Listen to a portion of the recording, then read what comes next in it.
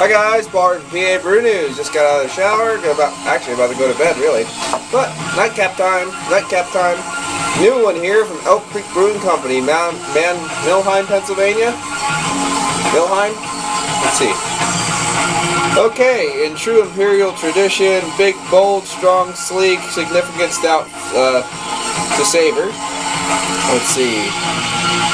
Millheim, Pennsylvania, Elk Creek Cafe and Aleworks. So please go check them out if you're in the area, and definitely like them on Facebook and all that bullshit. This one's called Tail Dragger. Guys, I don't know why I put an R in there. Tail Dragger, not Trail Dragger. Tail Dragger Imperial Stout. It's got kind of a haloed wolf, with a red feather in his mouth, very weird. It's a combination of different things in my perspective. Interesting. There you go. So, unfortunately, an Imperial Stout tends to be a little high in the ABV. Hide your chickens and cover your tracks. This is no sheep in wolf's clothing. They tend to be a little bit higher in the ABV. Turn that down. It doesn't sound very good anyway, does it? Kind of be nice to put the ABV on the bottle. I know. That's really tapped my ass. I'm just saying, ABV, like to know what it is. Dating with Imperial Stouts, I mean, even a year would be good enough for me, honestly. Batch 2013 or something like that. But anyway, they're going to do whatever they're going to do. It doesn't matter how much we bitch about it. So, anyway, another PA brew here, right here. Very happy about that. As soon as I saw it, bam, picked it up immediately. Got it over at the local Wise shop in Bloomsburg. Vice, not Wise. It's Weiss grocery store. They started carrying beer recently. Wow, a lot of alcohol like sticking in the glass. It actually looks very reminiscent to what's in the glass here, the Jolly Roger. It does look very reminiscent to that. I think the head might be a little bit lighter, but really nice. Just the softest, faintest ruby hue about there. Gonna sneeze. That's awesome. Nothing like that during a beer review. Here we go. Oh hell yeah, that smells good. Oh wow. A lot of dark chocolate, milk chocolate, coffee, espresso. I mean, that whole thing. A little bit of a green coffee, kind of a fruit in there too. There's a little bit of floor alcohol coming through. Yeah, all wrapping together. That floor alcohol. Oh wow, that's nice.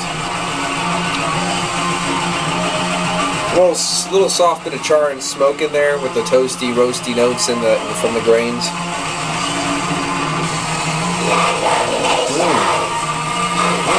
I like the smell of this already. Let's see how it measures up. I'm really curious. Imperial Stout, Elk Creek. Let's see. What do you got? What do you got to bring to the table? Cheers.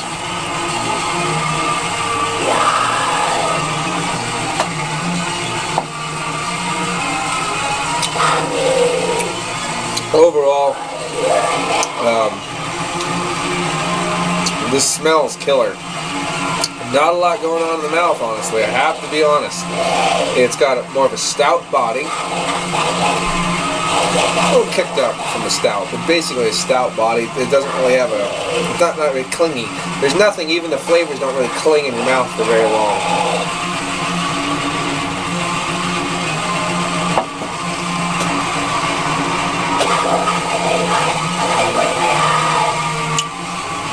So you got to hold your mouth by yourself. So there you go. When you let it sit in your mouth, wash it around a little bit before you drink it, that's when you're pulling the roasted, toasted grains, a bit of smoke and char, soft, very soft milk chocolate. You lose that robust, bitey, dark chocolate edge. There's a faint, soft coffee in there too, mixing with that chocolate. More on the side of just the tannic astringent roasted grains. That's what you're really getting in here. Excuse me. Let's go and do it again.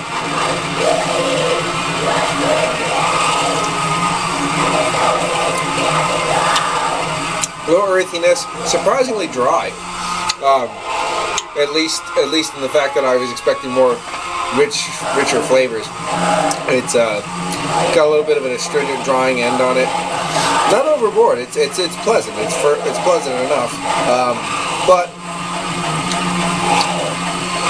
it's missing a little bit of sweetness that I was hoping was in there, and it's missing basically a good component of the nose. The nose is so great, the beer doesn't measure up to it. So far, anyway.